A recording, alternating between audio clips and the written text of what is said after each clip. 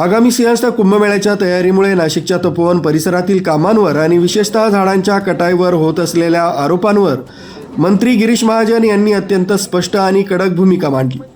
कुंभमेळ्यासाठी आवश्यक तेवढ्याच तात्पुरत्या राहुट्याची उभारणी केली जाईल, तसंच वृक्षतोडीबाबत जो अपप्रचार सुरू आहे तो सहन केला जाणार नाही असा इशाराही त्यांनी दिलाय।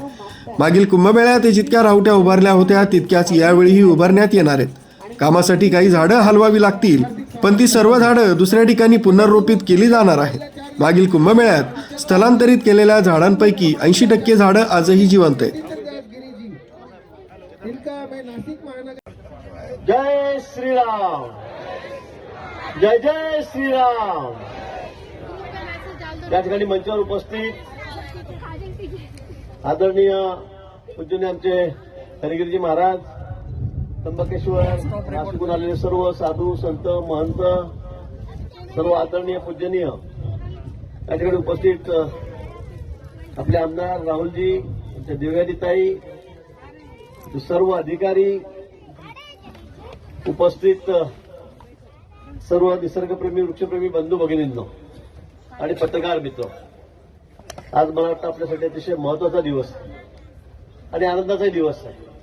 कारण नाशिक शहरामध्ये आता आपण वृक्षारोपणाला सुरुवात केलेली आहे। तर म्हणजे गेल्या काही दिवसापासून वर्तमानपत्र असतील, दूरदर्शन असतील, सगळ्या चॅनलवर, नुसतं राज्यातल्याच नाही तर देशामधल्या टीव्ही चॅनलवर एक चर्चेचा विषय या ठिकाणी आपला वृक्षांतर झालेला होता।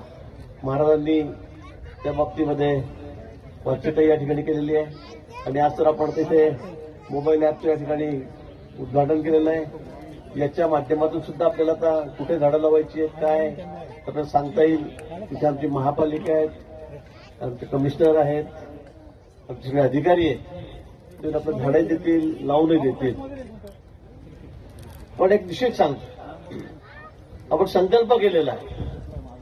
मधल्या काळामध्ये सांगितलं की 1700 झाडं काढणार आहे, तेवढे आपण काढणारच नव्हतो।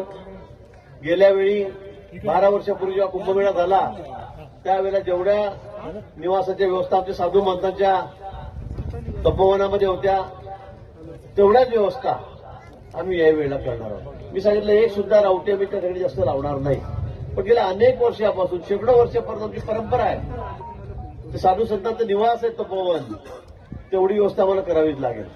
पालिका की ओर से यहाँ पर हार्दिक स्वागत है। इस प्रोग्राम में मंत्री महाजन यांच्या स्पष्टीकरणामुळे कुंभमेळ्याची तयारी आणि पर्यावरण संवर्धन या दोन्ही गोष्टींमध्ये समन्वय साधण्याचा सरकारचा प्रयत्न असल्याचंही दिसून येत आहे। न्यूज ब्युरो, सक्षम पोलीस टाइम्स, न्यूज 112, नाशिक।